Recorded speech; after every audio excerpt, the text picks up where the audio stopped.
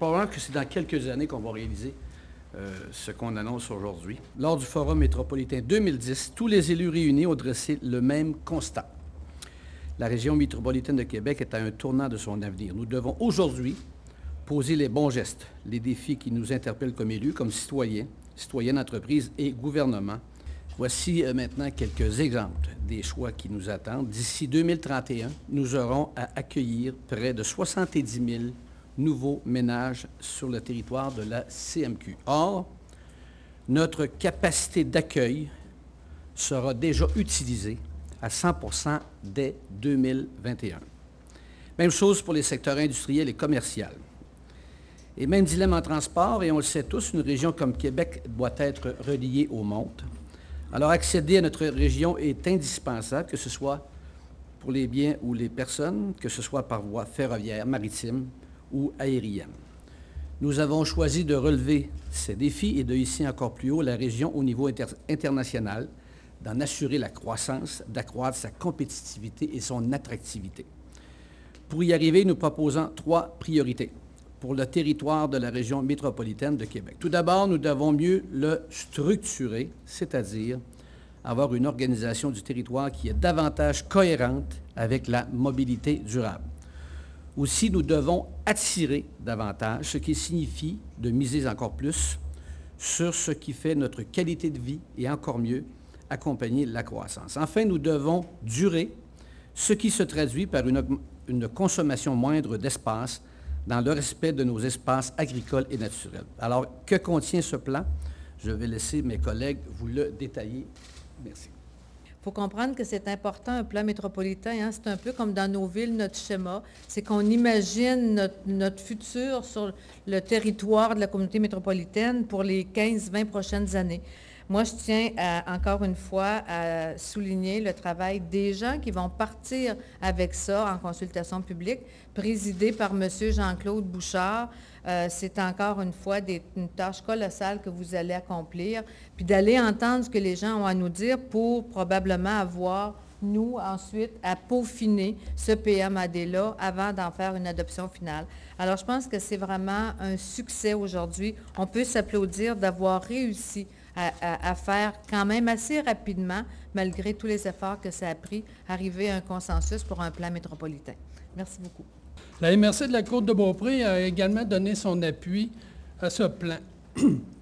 Pour la Côte, cette priorité du plan de développement durable du territoire nous rejoint à plusieurs égards. Tout d'abord, il est en lien direct avec notre plan de développement durable qui est en préparation dans notre milieu. Mais aussi, il rejoint le travail fait par la MRC pour réussir à réduire sa consommation d'espace afin de limiter les impacts de l'urbanisation sur les espaces agricoles et naturels. Donc, c'est dans cette optique-là que la MRC a travaillé. On a travaillé au niveau du plan métropolitain et je pense que ça va être très bien pour bâtir 2031 comme c'était notre objectif du départ. Merci de votre attention. La MRC de la Jacques-Cartier a également donné son appui au plan du projet de la CMQ. La priorité d'aménagement de bâtir 2031, de miser encore plus sur ce qui fait notre qualité de vie, reflète particulièrement bien la principale préoccupation de notre MRC, qui est souvent désignée comme le croissant vert de la région. Offrir différents choix de style de vie, miser sur nos différences dans le respect de celles-ci pour attirer et répondre à la croissance sont des stratégies que nous privilégions au sein même de notre MRC et que l'on retrouve également dans le projet de plan métropolitain d'aménagement et de développement. Et M. Labo, de nouveau, je vous signale que vous pouvez compter sur notre participation active pour la suite des choses. Grand merci. M. Labon, Mme Marinelli, Messieurs les préfets, la MRC de l'Orient a donné son appui au projet du plan métropolitain. À l'île, comme vous le savez, le territoire est zoné agricole à 94 % et c'est la plus petite MRC au Québec. Le plan de la CMQ reconnaît notre valeur patrimoniale partout dans la région et contribue à préserver et surtout à le mettre en valeur par des critères qui devront être respectés selon les niveaux de protection pour les différents secteurs. Un incontournable que nous devrons gérer avec efficacité pour nos citoyens. Merci aussi aux employés qui ont bien travaillé et aussi la collaboration de tous les gens au niveau de la table, au niveau de la CMQ. Et je pense que ça va faire une bonne réussite. Merci bien. Alors, le 28 avril dernier, une commission consultative a été formée par le Conseil de la CMQ pour entendre le point de vue de la population et des organismes. La commission est composée de 9 élus du Conseil de la CMQ qui ont formé le comité de travail qui œuvre depuis plusieurs mois à l'élaboration du plan de la CMQ. Les séances de consultation publique débuteront le 7 juin prochain pour se terminer le 14. Les villes de Québec et de Lévis, ainsi que chacune des MRC, seront visitées par la commission. De plus, nous donnerons aux organismes l'occasion de se faire entendre. Ils pourront rencontrer la commission lors des séances de consultation particulières ou encore faire parvenir un mémoire écrit à la CMQ avant le 15 juillet. Un avis public sera diffusé dans un quotidien précisant les lieux et les dates de chacune des séances de consultation publique.